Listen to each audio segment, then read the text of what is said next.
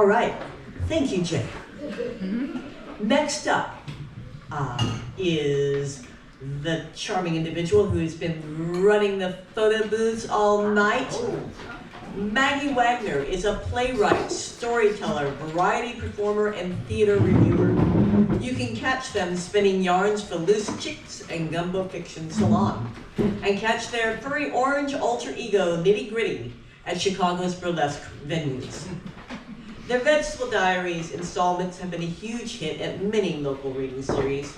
They also contributed the charming short story, Virile Sires, Like Ham Sandwiches, Not Welcome in the Millinery, to the Ludlow Charlington's Doghouse Anthology. Please welcome Maggie Wagner.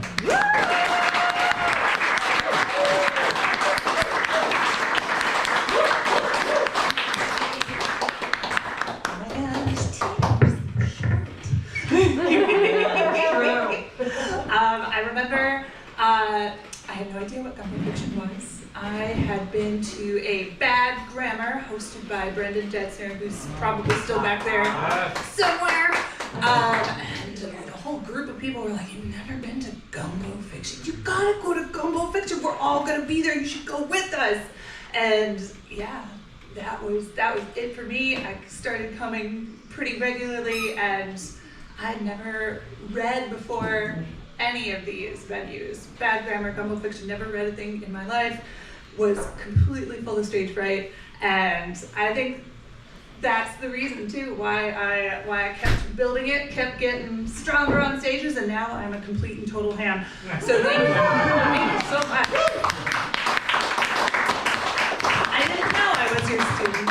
Here we are. So Vegetable Diaries, if y'all don't know what it is, it's exactly what it sounds like. It's the ramblings, strange and insane thoughts of some vegetables.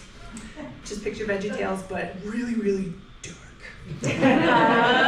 Got one that I picked out specifically for you because of its relationship to gumbo. It's called Acquired Taste by Okra. We've been doing this a long time, he and I. He will not relax, and everything must be exactly on his terms. I have to think, if he had any real concern over who saw him walking the street with me, he wouldn't bother. He'd find somebody else. But no, it's like clockwork with him. He tells the missus and that the boys want him over at the sports bar, gives the little seedlings a kiss on the forehead, and then he calls me. He asked me to meet him somewhere out of the way, some dingy little spot he wouldn't look at twice.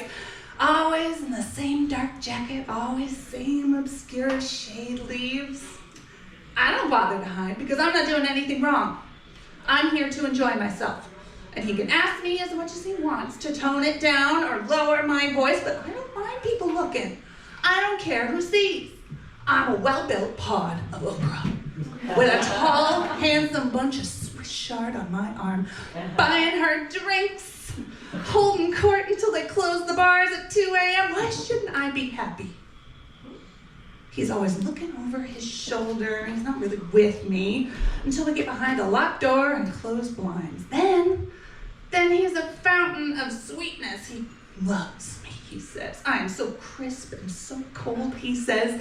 He never mentions my mucus or my seeds. Even when we're alone.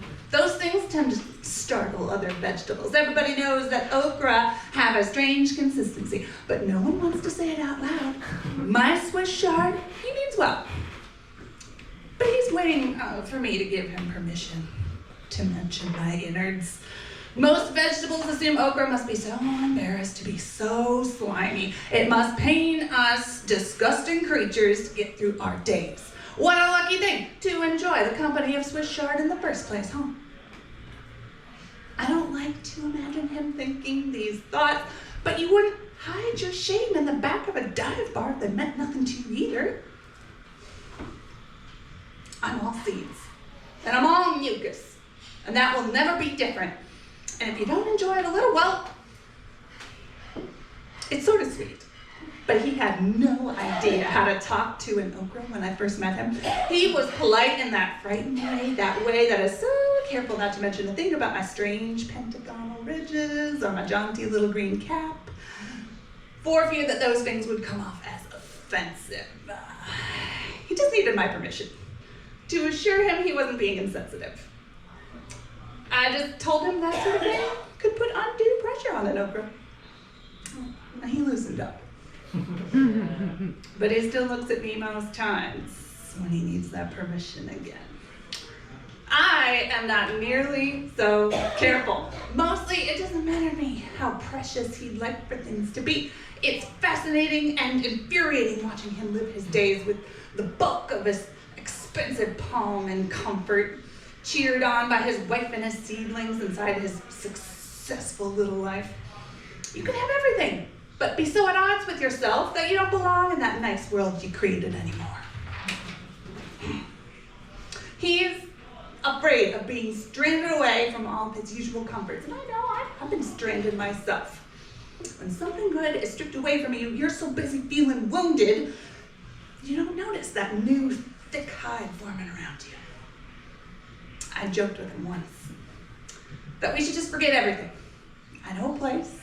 I told him where there was a pot of simmering oil just right at snapping point, and a bowl of dredging flour, and we could get fried like that. We might be the kind that gets dredged in enough flour that our crispy little sides are fixed to each other, and we're just joined like that, even after we cool. It may have been a joke when I started saying it, but by the end I really wanted to hear him say yes. More than anything, I wanted that right away. No hesitation, just yes. And he just scratched his little spine, smiled, and told me, yeah, whatever you say, okra. It was so light and easy, and it meant exactly the opposite. We reached the apex of all the things that I would most certainly never insist on, and he would most certainly never follow through with. So when he returned home that night, he sent me a signature phone message, 3 little X's and 3 little O's, never his name or mine, no pet names either. And I had a message history full of the screen of the tiniest little haikus, pages and pages. And the screen asked me if I was sure I wanted to delete our entire message history. I wasn't, but I did it anyway. I really hope he finds her, that patient okra who will be there to coax him into the deep fryer. Me! I'm already battered and dredged, and I couldn't wait another second if I tried.